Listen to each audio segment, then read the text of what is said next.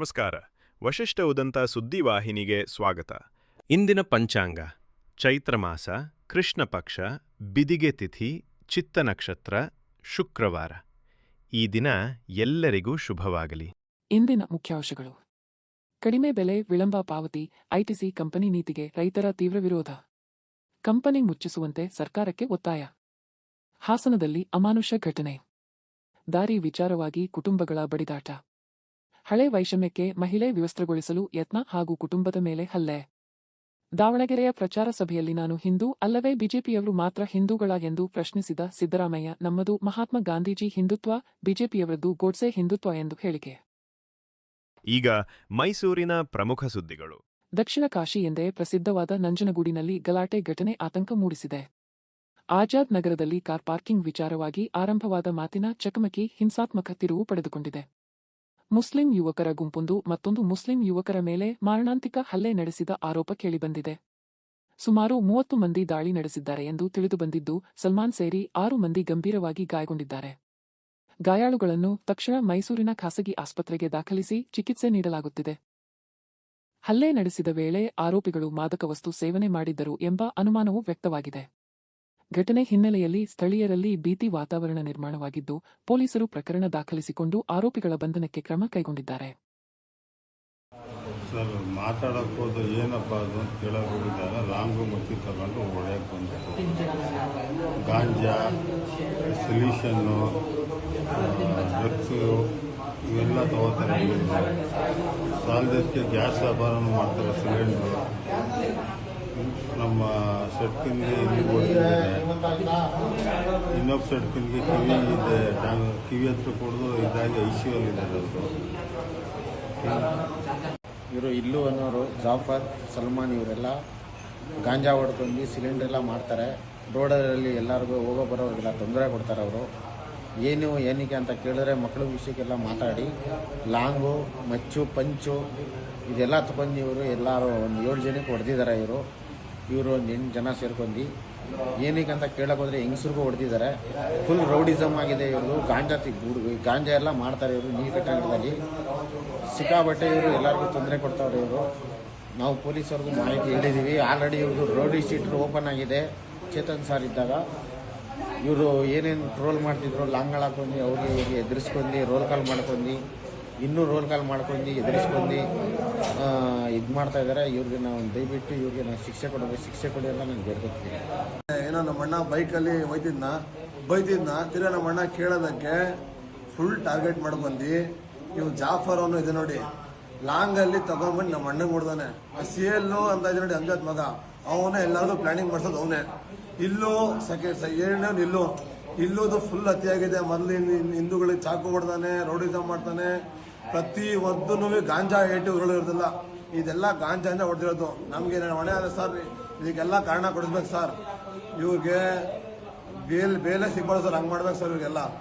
ಯಾಕಂದರೆ ಸಲ್ಮಾನು, ಶೇಬು, ಶಾಯಿ ಅಂತ ಇದೆ ಸರ್, ಇದು ತುಂಬ ನೀಲ್ಕಂಡ. ಅದರಲ್ಲಿ ಫುಲ್ ಅಂದರೆ ಫುಲ್ ಹಠ ಇವ್ರದ್ದು ಮಾತಿದ್ರೆ ಜಗಳ ಬಿಡೋದು, ಗಾಂಜಾ ಹೊಡ್ಕೊಳ್ಳೋದು, ಡ್ರಗ್ಸ್ ವ್ಯವಹಾರ ಮಾಡೋದು, ತಿರ್ಗಾ ಏನೇನಿದೆ ವ್ಯವಹಾರಗಳಿದೆ ಸರ್ ಇದು ಅವ್ರದ್ದು. ಆಮೇಲೆ ಗ್ಯಾಸ್ ವ್ಯವಹಾರ ಮಾಡೋದು. ತಿರ್ಗಾ ನಾವು ಆ ಗಲ್ಲಿಲಿ ಬರ್ತೀವಿ ಅಂತ ನಮಗೆ ಫುಲ್ ಕಣ್ಗಳು. ನಮ್ಮ ಅಣ್ಣನಿಗೆ BP ಶುಗರು, ಚಿಕ್ಕ ಮಕ್ಕಳಿದೆ ಸರ್. ನನಗೆ ನನ್ನ ಹೆಂಡತಿಗೆ ಚಿಕ್ಕ ಹೆಣ್ಮಕ್ಳಿದ್ದಾರೆ. ನನಗೆ ಈ ಹೆಣ್ಮಕ್ಳಿಗೆ ಸರ್ ನೀವೇ ನಿಮ್ಮ ಕಾನೂನಿಂದ ನ್ಯಾಯ ನಂಗೆ ಕೊಡಿಸ್ಲೇಬೇಕು ಸರ್. ನನಗೆ ನ್ಯಾಯ ಕೊಡ್ಸೋಕಂಡೆ ಹೋಗಲ್ಲ. ಇವ್ರಿಗೆ ಬೇಲ್ ಆಗಲೇಬೇಕು, ಶಿಕ್ಷೆ ಆಗಲೇಬೇಕು ಸರ್. ಇವ್ರಿಗೆ ಶಿಕ್ಷೆ ಆಗಲೇಬೇಕು. ಆ ಗಂಟ ನಮಗೆ ಫುಲ್ಲು 4 ಜನಗೆ, ಇಬ್ರಿಗೆ ವಿದ್ಯೆ ಇಲ್ಲ ಅವ್ರಿಗೆ. ನಾನು ನೋವಿಂದ ಮಾತಾಡ್ತಾರೆ, ನನಗೆ ತಡ್ಕೊಳ್ಳೋಕಾಯ್ತಲ್ಲ ನೋವಿದು. ಈ ಶಿಕ್ಷೆಗೆ ಸರ್ ನೀವೇನು ಅನ್ಭವಿಸ್ಬೇಕು ಸರ್ ನೀವು. ಐಟಿಸಿ ಕಂಪನಿ ವಿರುದ್ಧ ರಾಜ್ಯದ ರೈತರ ಆಕ್ರೋಶ ದಿನೇ ದಿನೇ ತಾರಕಕ್ಕೇರುತ್ತಿದೆ. ಕಂಪನಿಯ ಖರೀದಿ ನೀತಿಗಳು ರೈತರಿಗೆ ಅನ್ಯಾಯ ಮಾಡುತ್ತಿವೆ ಎಂಬ ಆರೋಪ ಕೇಳಿಬರುತ್ತಿದ್ದು, ಉತ್ಪನ್ನಗಳಿಗೆ ಕಡಿಮೆ ಬೆಲೆ ನಿಗದಿ, ಪಾವತಿ ವಿಳಂಬ ಹಾಗೂ ರೈತರಿಗೆ ಅನುಕೂಲಕರವಲ್ಲದ ನಿಯಮಗಳಿಂದ ಸಂಕಷ್ಟ ಹೆಚ್ಚಾಗಿದೆ ಎಂದು ರೈತರು ಅಸಮಾಧಾನ ವ್ಯಕ್ತಪಡಿಸಿದ್ದಾರೆ. ತಂಬಾಕು ಬೆಳೆದ ರೈತರು ಉತ್ಪಾದನಾ ವೆಚ್ಚಗಳು ಹೆಚ್ಚಾದರೂ ಸಮರ್ಪಕ ಬೆಲೆ ಸಿಗದೆ ನಷ್ಟದಲ್ಲಿದ್ದಾರೆ ಎಂದು ಹೇಳಿದ್ದಾರೆ. ನ್ಯಾಯಸಮ್ಮತ ಬೆಲೆ ನೀಡುವಂತೆ ಹಾಗೂ ರೈತರ ಬದುಕು ಉಳಿಸುವಂತೆ ಸರ್ಕಾರ ಮತ್ತು ಸಂಬಂಧಿತ ಅಧಿಕಾರಿಗಳಿಗೆ ಒತ್ತಾಯಿಸಲಾಗಿದೆ. ಇದೇ ವೇಳೆ ವಿವಿಧ ಯೋಜನೆಗಳ ಹೆಸರಿನಲ್ಲಿ ರಾಜ್ಯ ಸರ್ಕಾರ ಕೃಷಿ ಭೂಮಿಯನ್ನು ಕಬಳಿಸುವ ಪ್ರಯತ್ನ ನಡೆಯುತ್ತಿದೆ ಎಂಬ ಆರೋಪವೂ ಕೇಳಿಬಂದಿದೆ. ರೈತರು ತಮ್ಮ ಭೂಸ್ವಾಮ್ಯ ಹಕ್ಕುಗಳನ್ನು ಕಾಪಾಡಲು ಹೋರಾಟಕ್ಕೆ ಮುಂದಾಗಿದ್ದು, ಅಗತ್ಯವಿದ್ದರೆ ಐಟಿಸಿ ಕಂಪನಿಯ ವಿರುದ್ಧ ಕಠಿಣ ಕ್ರಮ ಕೈಗೊಂಡು ಮುಚ್ಚಿಸುವಂತೆ ರಾಜ್ಯ ಸರ್ಕಾರವನ್ನು ಆಗ್ರಹಿಸಿದ್ದಾರೆ. ITC ಕಂಪನಿಯವರು ಭಾಳ ತಾರತಮ್ಯ ಮಾಡ್ತಾ ಇದ್ದಾರೆ. ಕಳೆದ ಅಕ್ಟೋಬರ್, ನವೆಂಬರ್, ಡಿಸೆಂಬರ್ ಕೊಟ್ಟಂಥ ಬೆಲೆ ಇವಾಗ ಕೊಡ್ತಿಲ್ಲ. ಆಮೇಲೆ ಅವ್ರ ಉತ್ಪನ್ನಗಳನ್ನ ನಾವು ಖರೀದಿ ಮಾಡದೇ ಇರೋ ಥರ ಮಾಡಬೇಕಾಗುತ್ತೆ. ಇಲ್ಲಿ ನಮ್ಮ ರಾಜ್ಯದಲ್ಲಾಗಿರ್ಬೋದು, ನಮ್ಮ ರಾಷ್ಟ್ರದಲ್ಲಾಗಿರ್ಬೋದು. 15 ದಿನ GST ಪ್ರಾಬ್ಲಮ್ ಅಂತ ಅಂದ್ಬಿಟ್ಟು ಬೋರ್ಡ್ನ ನಿಲ್ಲಿಸಿದ್ರು. ಆಮೇಲೆ 2 ತಿಂಗಳಿಂದ ಮಧ್ಯಪ್ರವೇಶಿಸಿಲ್ಲ ತಂಬಾಕು ಮಂಡಳಿ. ರೈತರ ಪರವಾಗಿಲ್ಲ, ರೈತರ ಪರವಾಗಿ ಇದೆಯೋ ಇಲ್ಲ ಕಂಪ್ನಿ ಪರವಾಗಿ ಇದೆಯೋ ಅದು ನಮಗೆ ಗೊತ್ತಿಲ್ಲ. ಏನಾಗ್ಬಿಟ್ಟಿದೆ ಅಂತಂದರೆ ಇದು ಕಂಪ್ನಿ ಪರವಾಗಿ ಬಂದ್ಬಿಟ್ಟಿದೆ. ಇವರು ರೈತರ ಪರವಾಗಿ ಒಂದು ದಿನನೂ ಅವರು ಬೋರ್ಡ್ ಬಾಕ್ಲಾಕ್ಸಿಲ್ಲ ತಂಬಾಕು ಮಂಡಳಿಯವರು. ಈ ಕೂಡಲೇ ಸರ್ಕಾರದವರು ಗಮನ ಹರಿಸಿ ನಮಗೆ ಸಹಾಯ ಮಾಡಬೇಕು ಅಂತ ಈ ಮೂಲಕ ಮನವಿ ಮಾಡ್ಕೊಳ್ಳಿ. ಜೊತೆಗೆ ITC ಕಂಪ್ನಿಯವರು ಏನಾರು ಇವ್ರು ಸರ್ಕಾರ ಮುಚ್ಚಿಸ್ತೇ ಹೋದರೆ ನಾವೇ ನೇರ ಇಳಿಬೇಕಾಯ್ತದೆ. ಜೊತೆಗೆ ಇಡೀ ರಾಜ್ಯಾದ್ಯಂತ ಆ ಕಂಪ್ನಿ ಏನೇನು ಉತ್ಪನ್ನಗಳಿದೆ ಅದನ್ನು ನಾವೇ ಬ್ಯಾನ್ ಮಾಡಬೇಕಾಯ್ತದೆ. ಅದೇನು ಸಿಗರೇಟ್ಗೆ ರೇಟ್ ಜಾಸ್ತಿ ಆಯ್ತಾ ಇರ್ತದೆ. ನಾವು ಬೆಳೆದಕ್ಕೆ ಅದು ಇದು GST ಎಲ್ಲಿ ನಮಗೆ ಬೆಳೆದನ್ನ ಕಡಿಮೆ ಮಾಡ್ತಾರೆ. ಅವ್ದು ಯಾವತ್ತೂ ಅದು ಕಮ್ಮಿ ಆಗಲ್ಲ, ನಮ್ಮದು ಕಡಿಮೆ ಆಯ್ತದೆ. ಈಗ ನನಗೆ ಒಂದೇನೋ ರಾಗಿ ಬೆಳೆದು ರೂಢಿಯಾಗಿದೆ. ಬೇರೆ ಬೆಳಿಬೇಕಾದ್ರೆ ಅಷ್ಟು ಸುಲಭ ಅಲ್ಲ. ಅದನ್ನು ಅದ್ರ ಬಗ್ಗೆ ಗೊತ್ತಿರಬೇಕು, ಮತ್ತು ನಮ್ಮ ಭೂಮಿ ಅದಕ್ಕೆ ಹೊಂದಾಣಿಕೆ ಆಯ್ತು ಅನ್ಬೇಕು, ಮತ್ತು ಅದಕ್ಕೆ ನಮ್ಮ ಬಗ್ಗೆ ನಂಗೆ ನಾಲೆಡ್ಜ್ ಬೇಕು. ಹಾಗಾಗಿ ನಿಧಾನಕ್ಕೆ ಬೆಳೆ ಪರಿವರ್ತನೆ ಆಗ್ತಾಯಿದೆ. ಅದು ನಾವು ರೈತರುಗಳೆಲ್ಲ ಚರ್ಚೆ ಮಾಡ್ತೀನಿ, ಬೇಡ ಅದು ಬೆಳೆಯೋದು ಅಂತಂದ್ರೆ ಒಂದೇ ಸತಿ ನಾವು ಅವ್ರ ಮೇಲೆ ಭಾರ ಹಾಕಾಗಲ್ಲ. ಒಂದೇ ಸತಿ ಬೇರೆ ಬೆಳೆ ಬೆಳೆದಾಗ ಇನ್ನೊಂದು ಬೆಳೆ ಬಿದ್ದೋಗ್ಬಿಡ್ತದೆ ರೇಟು, ಅದು ರೈತರಿಗೆ ನಷ್ಟ ಆಗುತ್ತೆ. ಹಾಗಾಗಿ ನಾವು ಬ್ಯಾಲೆನ್ಸಾಗಿ ಮಾಡಬೇಕಾಗುತ್ತೆ. ಈಗೇನು ಬೆಳೆದಿದ್ದಾರೆ ರೈತರು ಅದಕ್ಕೆ ಸೂಕ್ತವಾದ ಬೆಲೆ ಬೇಕು. ಇಲ್ಲ ಸರ್ಕಾರ ಮಾಡಿದವರೆ ಆ ಕೆಲಸನ ನಾವು ಮಾಡಬೇಕಾಗ್ತದೆ. ನೇರ ಕಾನೂನನ್ನ ನಾವು ಕೈಗೆ ತಗೋಬೇಕಾಗ್ತದೆ. ಹಾಗಾಗಿ ಸರ್ಕಾರಕ್ಕೆ ಎಚ್ಚರಿಕೆ ಕೊಡ್ತಾ ಇದ್ದೀವಿ. ಅದು ಏನೇ ಆದರೂ ಜವಾಬ್ದಾರಿ ಸರ್ಕಾರದ ಮೇಲೆ ಬೀಳುತ್ತೆ. ನಮ್ಗೇನಾದ್ರು ರೈತರಿಗೆ ತೊಂದರೆ ಆದರೆ, ರೈತರ ಮಕ್ಕಳಿಗೆ ಏನಾದ್ರು ತೊಂದರೆ ಆದರೆ ಅದಕ್ಕೆ ಸರ್ಕಾರ ನೇರ ಕಾರಣ.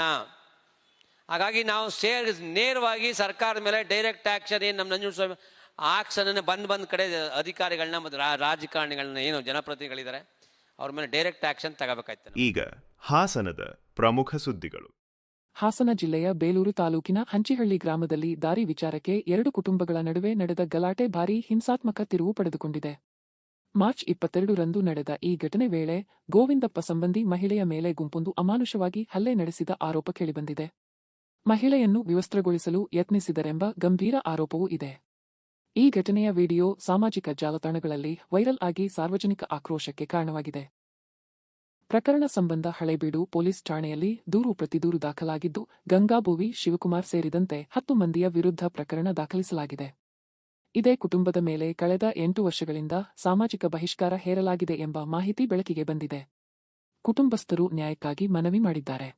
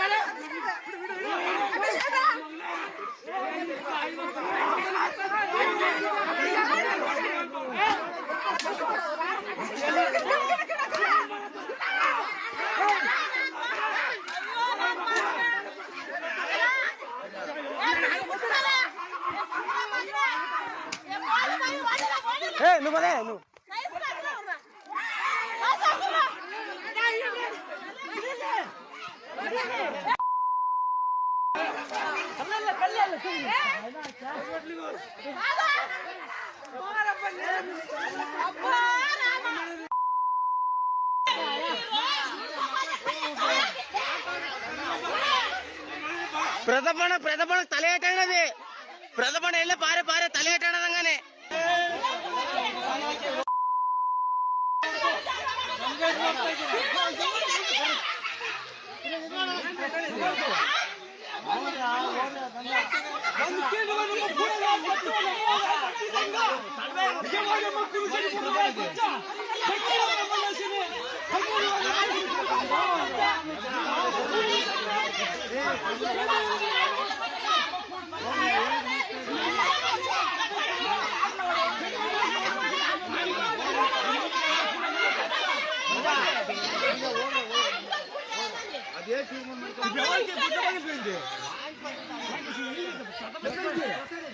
ప్రధాని వెళ్ళి పార్ప తల తల ఏటప్ప పార్ప పార్ప వాడు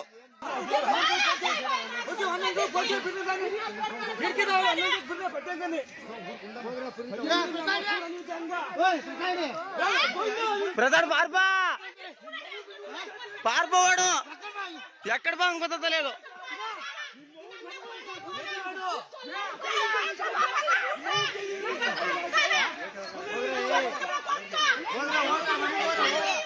ಹಾಸನದಲ್ಲಿ ಮಾಜಿ ಶಾಸಕ ಪ್ರೀತಂ ಗೌಡ ಆಪ್ತರಿಂದ ಹಲ್ಲೆ ನಡೆಸಲಾಗಿದೆ ಎಂಬ ಆರೋಪ ಕೇಳಿಬಂದಿದೆ. ಈ ಘಟನೆ ಸಾಮಾಜಿಕ ಜಾಲತಾಣಗಳಲ್ಲಿ ವೈರಲ್ ಆಗಿರುವ ವಿಡಿಯೋ ಮೂಲಕ ಬಹಿರಂಗವಾಗಿದೆ. ಪ್ರೀತಂ ಗೌಡ ಬೆಂಬಲಿಗರು ಮತ್ತೊಬ್ಬರೊಂದಿಗೆ ವಾಗ್ವಾದಕ್ಕೆ ಇಳಿದು ಬಳಿಕ ಹಲ್ಲೆಗೆ ಮುಂದಾಗಿದ್ದಾರೆ ಎನ್ನಲಾಗಿದೆ. ಪೊಲೀಸ್ ಸಿಬ್ಬಂದಿ ಎದುರಲ್ಲೇ ಈ ಘಟನೆ ನಡೆದಿದ್ದು ಸಾರ್ವಜನಿಕರಲ್ಲಿ ಆತಂಕ ಮೂಡಿಸಿದೆ. ಘಟನೆಯ ದೃಶ್ಯಗಳು ಹರಿದಾಡುತ್ತಿದ್ದು ಕಾನೂನು ಸುವ್ಯವಸ್ಥೆ ಕುರಿತು ಪ್ರಶ್ನೆಗಳು ಎದ್ದಿವೆ. ಪ್ರಕರಣ ಸಂಬಂಧ ಪೊಲೀಸರು ಮಾಹಿತಿ ಸಂಗ್ರಹಿಸಿ ತನಿಖೆ ಮುಂದುವರೆಸಿದ್ದಾರೆ.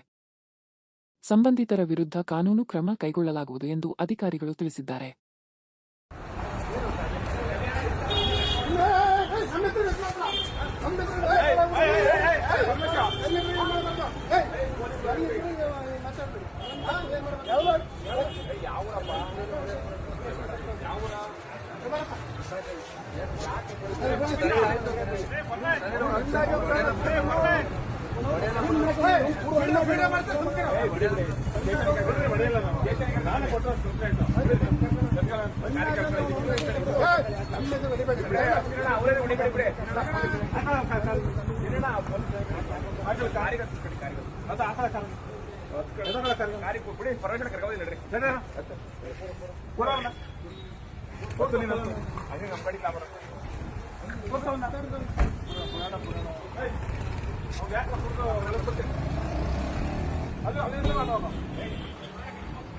ಆಟ ಆಡ್ತೀರ ನೀವೆಲ್ಲ ಕೆಲಸ ಮಾಡ್ದಲ್ಲ ಹೆಣ್ಮಕ್ಳೆಲ್ಲ ಓಡಾಡ್ತಾ ಇರ್ತಾರೆ.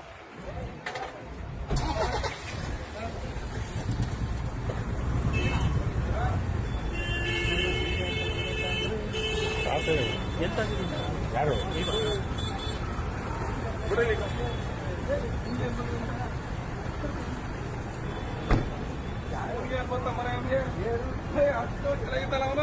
ಯಾರು ಸೆಕ್ರೆಟರಿ ಅವರು ಡ್ಯೂಟಿ ಮಾಡ್ತಾನೆ ಇದ್ದಾನ ಅವನು ಬಸಕ್ಕ ನೀವು ಸರಿ ಮಗ ನೋಡಲಿಲ್ಲ.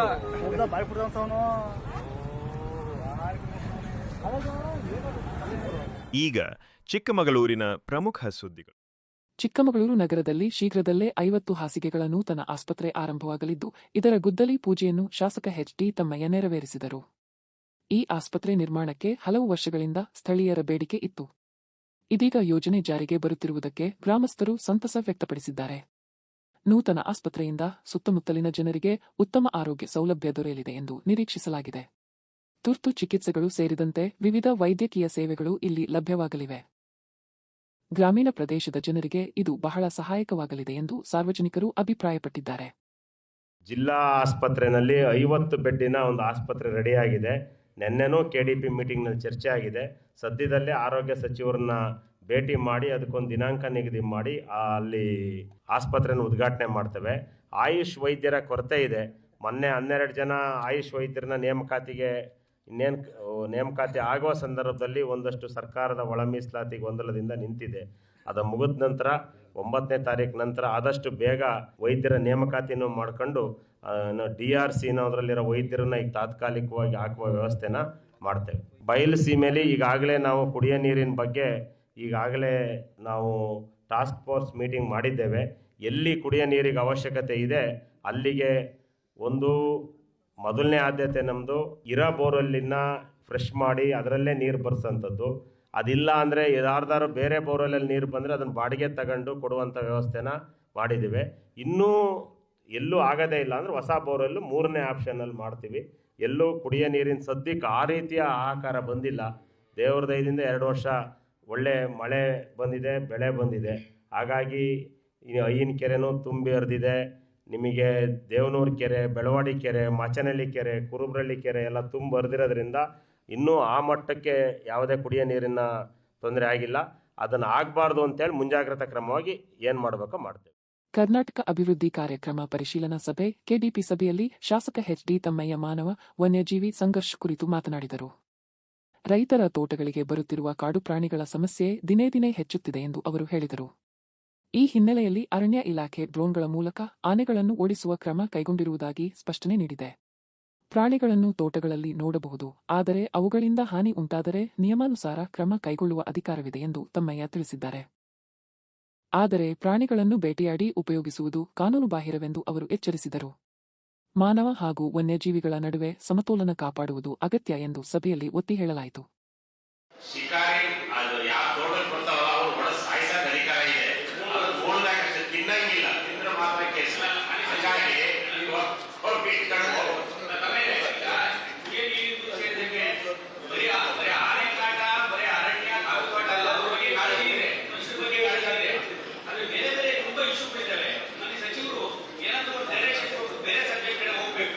ಯಾಕೆಂದ್ರೆ ಬೇಸಿಗೆ ಬರ್ತಾ ಇದೆ, ಕುಡಿಯೋ ನೀರು ವಿಚಾರಗಳಿದ್ದಾವೆ, ಸಾಕಷ್ಟು ವಿಚಾರಗಳಿದ್ದಾವೆ. ಅದ್ರ ಕಡೆ ಗಮನ ಹರಿಸಬೇಕು. ಅಲ್ಲಿ ವಿರೋಧ ಪ್ರಾಣಿ ಸೇವೆ ಬಗ್ಗೆ ಕಾಳಜಿ ಇದೆ. ನಾವು ಗ್ಯಾರಂಟಿ ಯೋಜನೆಯ ಜಿಲ್ಲಾಧ್ಯಕ್ಷ, ಇದು ಜೀವದ ಪ್ರಶ್ನೆ. ಹೌದು, ಆನೆಗಳು ಘಾಟಿಗಳು ಮನುಷ್ಯರನ್ನು ಸಾಯಿಸ್ತಾ ಇದ್ದಾರೆ. ಸೀರಿಯಸ್ ಇದ್ದೀರಿ, ಅದನ್ನೇ ಮಾಡಬೇಡ. ಅಂತಿಮಗೊಳಿಸಿ ಅವರು ಸಮೇತ ಕರಡಿ ಒಂದು ಪತ್ತೆ ಬಂದಿದ್ದೆ ಬಿಟ್ಟರೆ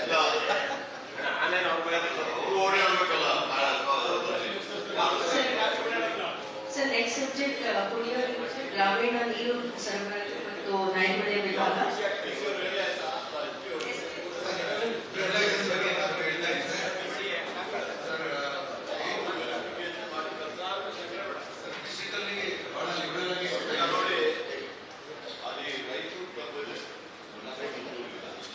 ಅಲ್ಲಿ ಸದಸ್ಯರಾದವರಿಗೆ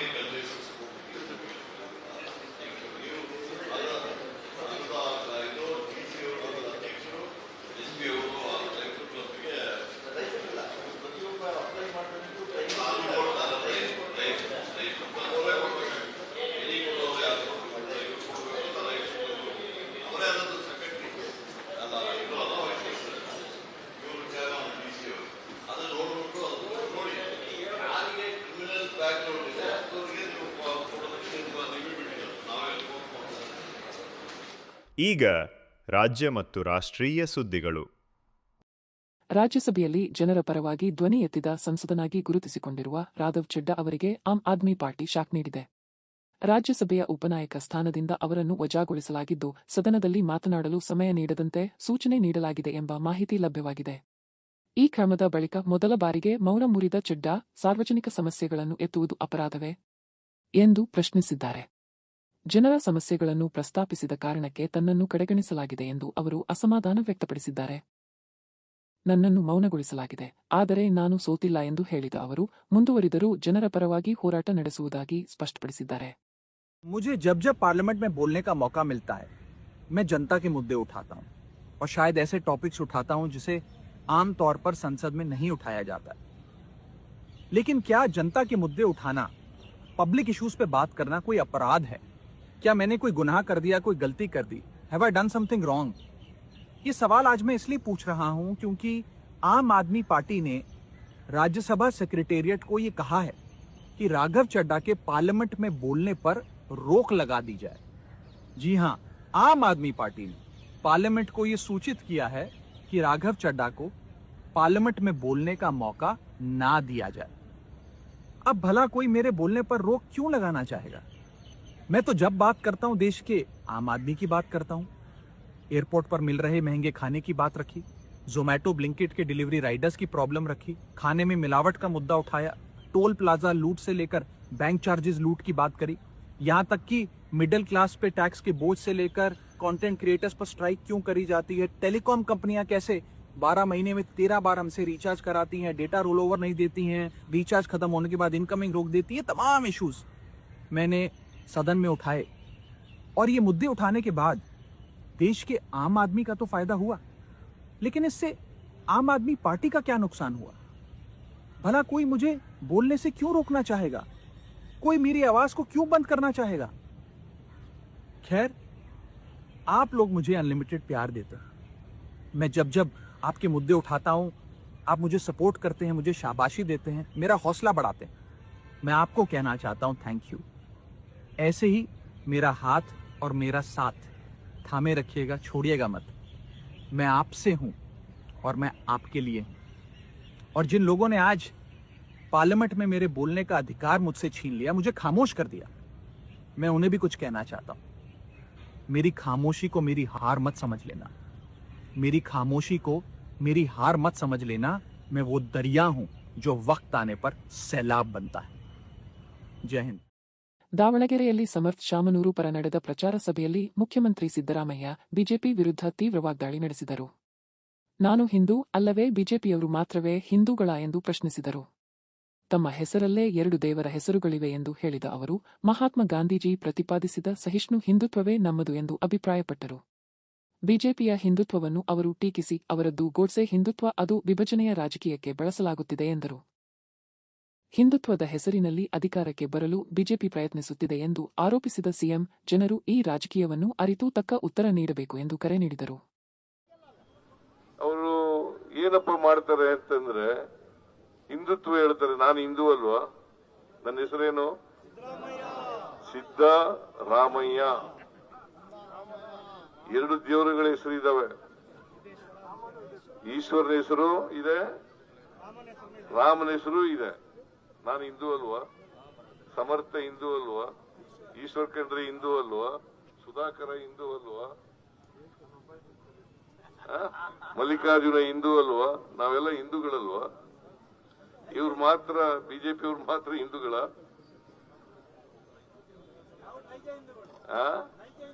ನಮಗೆ ನಿಜವಾದಂತ ಮಹಾತ್ಮ ಗಾಂಧಿ ಹೇಳಿದ್ರಲ್ಲ, ಅವರ ಹಿಂದುತ್ವದಲ್ಲಿ ಇದ್ದವರು ನಾವು, ಮಹಾತ್ಮ ಗಾಂಧೀಜಿ.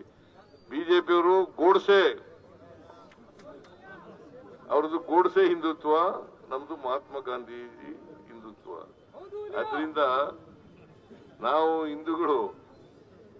ಅವರು ಹಿಂದುತ್ವ ಹೇಳಿ, ಹಿಂದೂ ಧರ್ಮ ಹೇಳಿ ಅಧಿಕಾರಕ್ಕೆ.